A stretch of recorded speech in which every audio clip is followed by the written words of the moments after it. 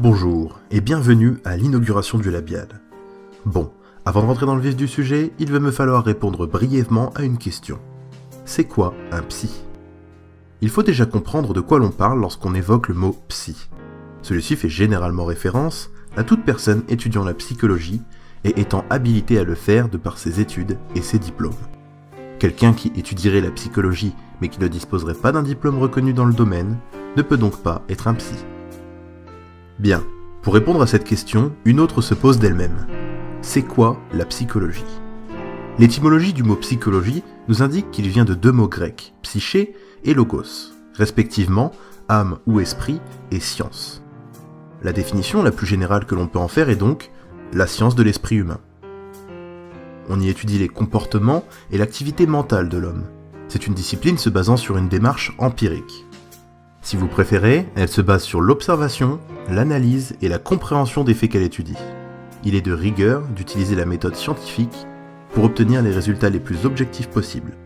Toute interprétation subjective pouvant fausser les résultats d'une étude ou d'une observation. Alors pourquoi je fais un point sur la définition de psychologie ?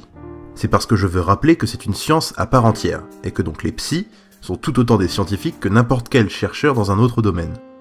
Une science où est manipulée la biologie, les mathématiques au travers des statistiques et des probabilités, qui est basée sur des études et des expériences validées par la communauté scientifique, où un savoir a été érigé par des années et des années de recherche. Il me faut vous préciser qu'il existe trois branches principales de psy. Tout d'abord les psychanalystes, ceux à qui on doit le cliché du divan, s'il vous faut un repère. Leur travail consiste à améliorer la qualité de vie de leurs patients via une thérapie par la parole. Leur but est de communiquer avec celui-ci pour lui permettre de faire remonter des événements marquants de sa vie, afin que le dit patient puisse s'en soulager. Un psychanalyste va donc aider un individu à trouver les réponses dont il a besoin, mais il ne va en aucun cas trouver les réponses à sa place. Généralement, ils appartiennent à ce que l'on appelle une école de pensée, qui leur servira de base de connaissances et dirigera leur pratique. Pour être psychanalyste, il vous faudra vous faire psychanalyser, ce qui prendra plusieurs années de sessions chez le psychanalyste et beaucoup de ressources. Par ressources, j'entends bien sûr de l'argent.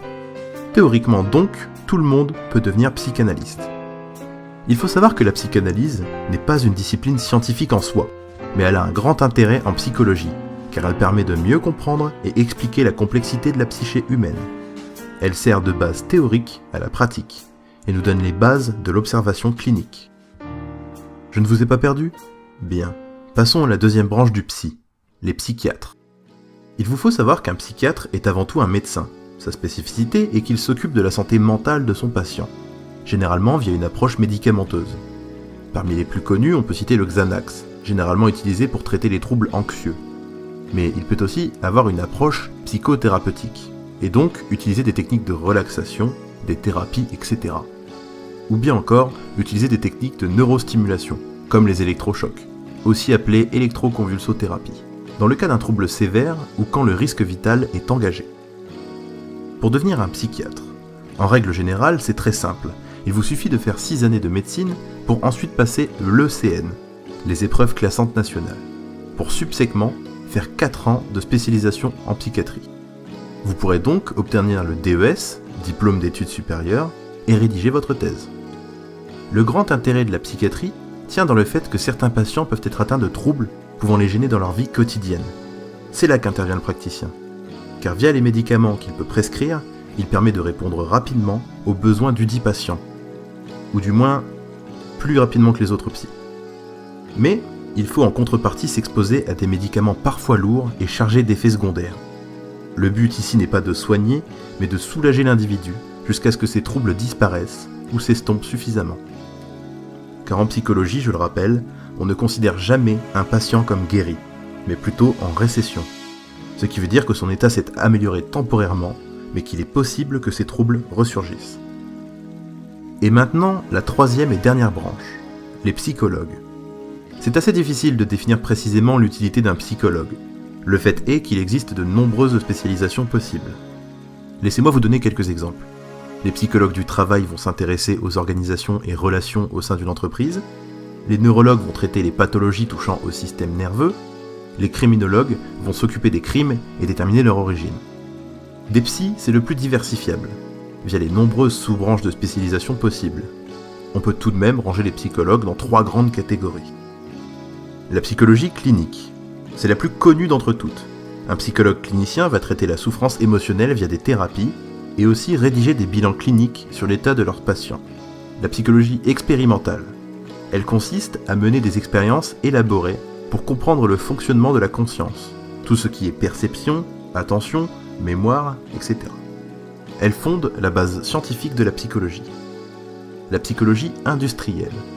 Comme son nom l'indique, elle s'applique dans le milieu du travail pour favoriser l'adéquation entre les employés et leur travail, régler les conflits internes ou les tensions pouvant survenir au sein d'une entreprise, et aider les travailleurs à identifier leurs forces et leurs faiblesses. Ce sera tout pour aujourd'hui. Ce que vous avez à retenir, c'est qu'un psy est une abréviation parlant de pratiquants et de chercheurs ayant étudié ou utilisant la psychologie dans leur travail. Ces différents psys contribuent tous à faire évoluer la discipline et à améliorer la qualité de vie de millions de personnes au travers du monde. Si vous voulez savoir, je poursuis des études pour devenir psychologue. Vous savez donc où je me positionne quant au contenu de mes futures vidéos, même si je vous parlerai aussi par moments de psychanalyse et peut-être de psychiatrie. Si vous avez des questions ou des corrections à m'apporter, n'hésitez pas à m'en faire part dans les commentaires. Sur ce, je vous dis à la prochaine.